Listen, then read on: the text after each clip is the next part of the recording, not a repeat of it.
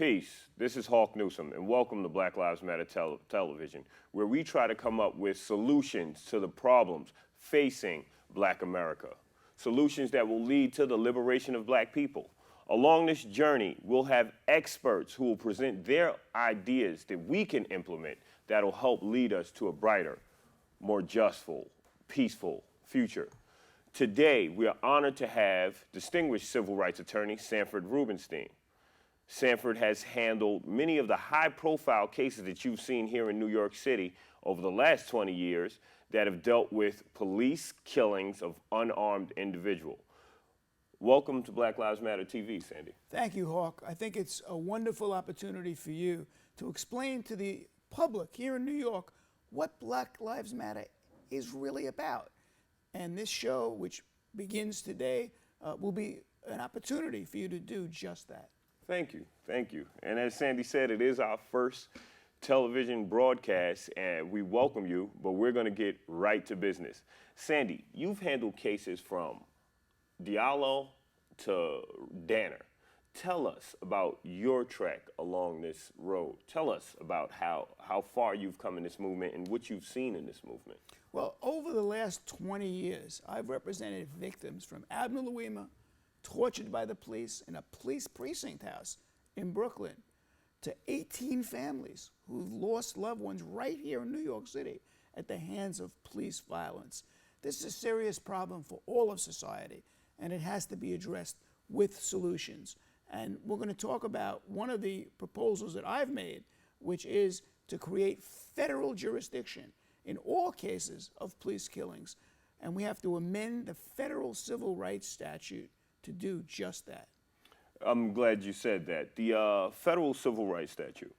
Right now, as it stands, police commit these egregious acts against people, and the investigation is handled by the police department and the district attorney's office.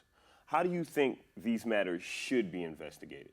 Well, clearly, there's an issue involving the question as to whether or not district attorneys who need the police, the detectives, the everyday cop on the beat to make their cases, can prosecute acts in which police are being accused of crimes fairly and without any bias because they need the police. Of course. The governor here in New York, Governor Cuomo, issued an executive order to create a special prosecutor in all cases involving the killing by police of unarmed civilians. That executive order, which was issued 2 years ago, is being tested right now with the Smalls case. That's the case in which a off-duty police officer has a moment, some think it's road rage, and literally shoots through the window of his police car, or his own car, shoots through the open window of his... Just for clarity, that's Delron Smalls. Delron Smalls. Shoots through the window of his car and kills a guy who was approaching his car. Clearly, there was no justification for this. There was an indictment achieved by the Attorney General as a special prosecutor based on that executive order. So in that case, I think the public perception is that there will be, in fact, a fair, impartial investigation, grand jury presentation, and in that case, there was an indictment, which now will be tried in the courts, a murder indictment. Now, you have to go back to the legislative history as to why the governor issued this executive order. The fact of the matter is, in New York, he couldn't get the state legislature to agree on a statute which would apply all over the state to create a permanent special prosecutor. So the Attorney General was appointed as an interim measure. Now we have to go back to Albany and see what the legislature is actually going to do. But the executive order does have effect. However, if we look at the most recent case, the police killing of Deborah Danner, emotionally disturbed 66-year-old woman here in the Bronx, the Attorney General did not take jurisdiction because of the unarmed status that's required of a victim for that statute or that executive order to kick in. Now, with Deborah Danner, you have a 66-year-old mentally ill woman who lives in the Bronx, one of the poorest counties in this country. The police were called to her home And similar to stories we've seen all over the country, police come to these impoverished neighborhoods to assist a mentally ill person. And within a short time span, these people are dead. We don't see the same outcome in white communities. Now, Deborah Danner, as some of you may know, Black Lives Matter New York have been at the forefront of this case. Another case that we've been out on the forefront of that you've handled is Wale Kamara. That touches on training. However, with Deborah Danner, the case is the Attorney General dropped the ball. He's not going to prosecute that case. Now it falls into the hand of the Bronx District Attorney. Now, the Bronx District Attorney, like most district attorneys, works daily with the police, okay? So we question her ability to be impartial. She's also married to a detective, okay? So what I'm looking at is, here's a woman who works with the police.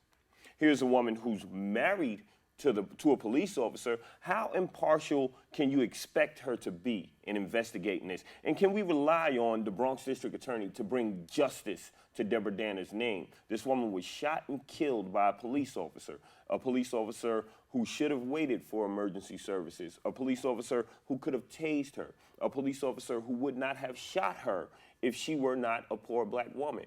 If it was his mother, sister, or grandmother swinging a bat at him, he would have took the blow and tackled her. How can we expect this district attorney to bring us justice? How can we make her bring us justice? Clearly, you've outlined the problem with the public perception of local prosecutors prosecuting cases of alleged police committing crimes against citizens.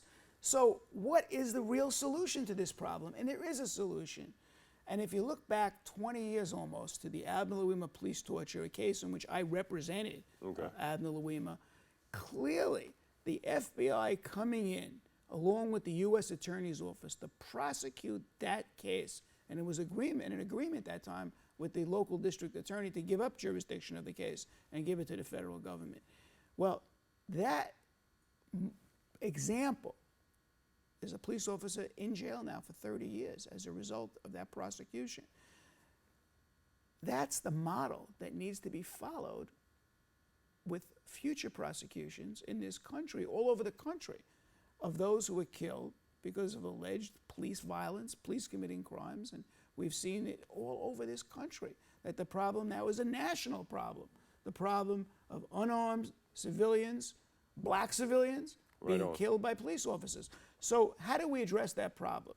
Amending the civil rights statutes is necessary, but they need to be amended for more than just giving the U.S. Attorney the power to come in and handle these cases, because right now the first level of jurisdiction would be the state prosecutors, is to have the civil rights statute amended so that it handles all cases in which people are killed by police in this country. What does that mean? That means they'll be investigated by the FBI, not by local police, and prosecuted by U.S.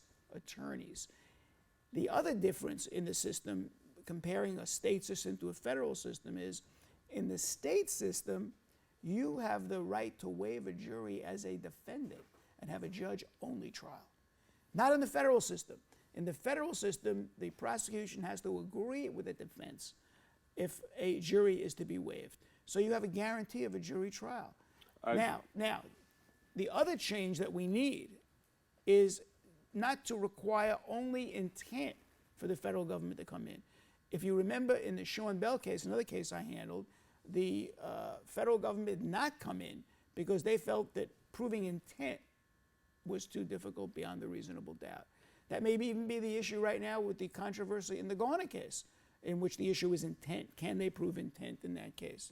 Should they put that before a grand jury, indict, and try the case? That's up in the air right now.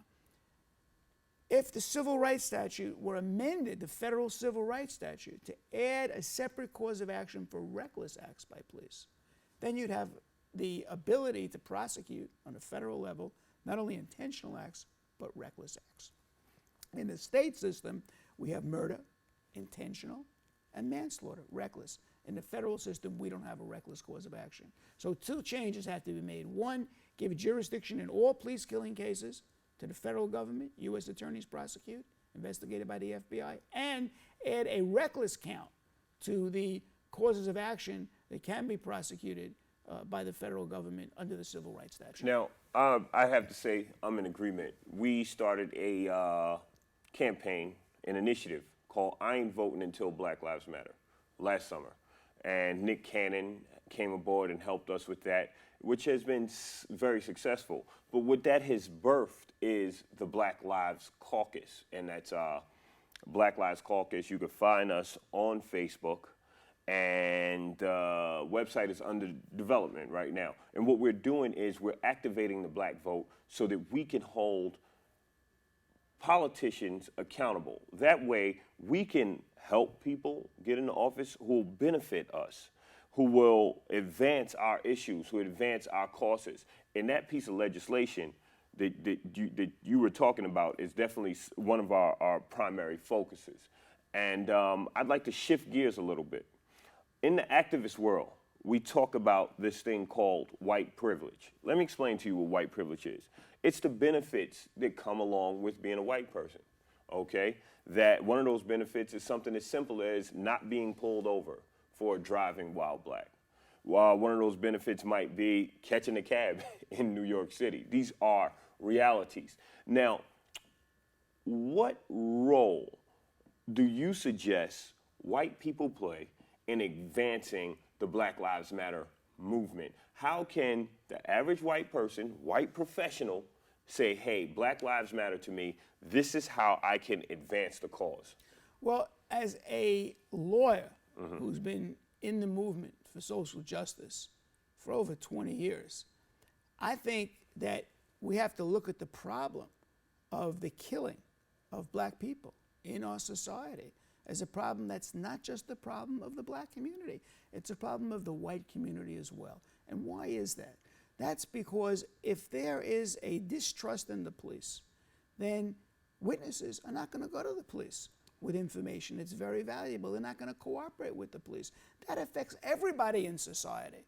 So when there's a mistrust of police in society, it hurts everybody, Right on. not just the victims, because there's a lack of cooperation with the police in cases when the cooperation is necessary. Look, crime is something all of us agree is a serious problem in our society. Of course. And we have to address it. Of course. We have to address it, but we need the public to feel comfortable cooperating with the police and not saying, I'm not going to call 911 because who knows what's going to happen to me if I call 911. Some people I may get- end up the victim. Yeah, that That's happens. a perception That happens. that's Yeah. real. Yeah. So the benefit of trying to get in there and really solve this problem is one to all of us. So we're all in the same boat.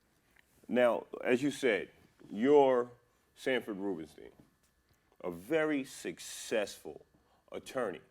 You've won cases and helped many families achieve justice civilly. Now, that's good. These are cases that, you've been successful with, but tell us about those cases that you didn't work on, that you got involved with as an activist, as opposed to being the family's attorney, that you were just there because you supported the movement.